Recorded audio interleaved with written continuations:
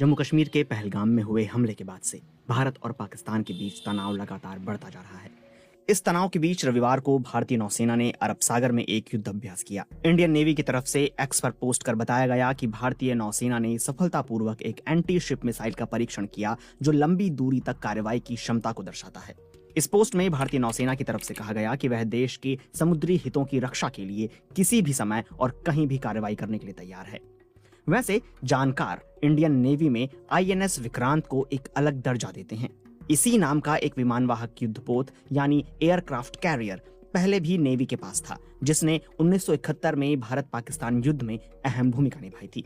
तो चलिए आज बात करते हैं इसी आईएनएस विक्रांत की। आईएनएस विक्रांत क्या है? ये विमानवाहक युद्धपोत कोच्चि शिपयार्ड में बनाया गया था, जिसे सितंबर 2022 में प्रधानमंत्री नरेंद्र मोदी ने राष्ट्र को समर्पित किया। सरकारी बयान के मुताबिक ये भारतीय कंपनी की तरफ से बनाया गया पहला विमानवाहक युद्धपोत है। ये जहाज 100 से ज्यादा छोटे और मध्यम दर्जे के स्थानीय संगठनों के सहयोग से तैयार किया गया। साल 2022 तक भारत के पास आईएनएस विक्रमादित्य नाम का केवल एक विमानवाहक युद्धपोत था। आईएनएस विक्रांत के शामिल होने के बाद भारतीय नौसेना के पास 2 विमानवाहक युद्धपोत हो गए। इसके साथ ही भारत उन चुनिंदा देशों में शामिल हो गया जो अपने खुद के विमानवाहक युद्धपोत बनाते हैं। इन देशों में अमेरिका, ब्रिटेन, फ्रांस, रूस और चीन शामिल हैं।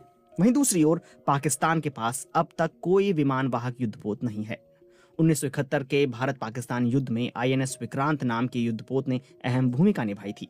उसी की याद में इस नए विमानवाहक युद्धपोत का भी नाम आईएनएस विक्रांत रखा गया। आईएनएस विक्रांत क्यों खास है?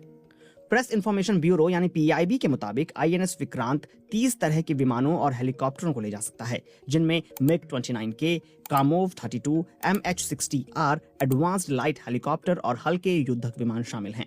विक्रांत को ऑटोमेटिक सिस्टम के साथ तैयार किया गया है। इसे फिक्स्ड विंग और रोटरी विंग दोनों तरह के विमानों के ऑपरेशन के लिए डिजाइन किया गया है। इंडियन एक्सप्रेस की एक रिपोर्ट बताती है कि इस युद्धपोत में कुल 18 डेक और 2400 कमरे हैं। लगभग 1600 सैनिकों के रहने की व्यवस्था वाले इस जहाज में महिला अधिकारियों और नाविकों के लिए अलग कमरे भी बनाए गए हैं। आईएनएस विक्रांत से भारत को फायदा। भारत के पास इस समय 2 विमानवाहक युद्धपोत हैं, विक्रमादित्य और विक्रांत। मुश्किल हालात में ये कैसे काम आ सकते हैं, इस बारे में चेन्नई यूनिवर्सिटी के डिफेंस और स्ट्रेटेजिक स्टडीज डिपार्टमेंट से जुड़े थिरुनावुक्करसु कहते हैं कि ये दोनों विमानवाहक युद्धपोत हिंद महासागर, अरब सागर और बंगाल की खाड़ी में सुरक्षा के उद्देश्य से इस्तेमाल किए जाएंगे। अगर युद्ध की संभावना बनती है तो गुजरात और मुंबई जैसे महत्वपूर्ण क्षेत्र आसानी से निशाना बनाए जा सकते हैं। ये जहाज भारत पर किसी भी संभावित हमले को रोकने के लिए बनाया गया है। श्रीनगर या दिल्ली के एयरबेस से विमान ऑपरेट करने और दूसरे देशों की मदद लेने के बजाय इस तैरते हुए एयरबेस से हमला करना कहीं ज्यादा आसान और तेज होगा। साथ ही पाकिस्तान के पास इस तरह के विमानवाहक युद्धपोत न होने का फायदा भी भारत को मिलेगा।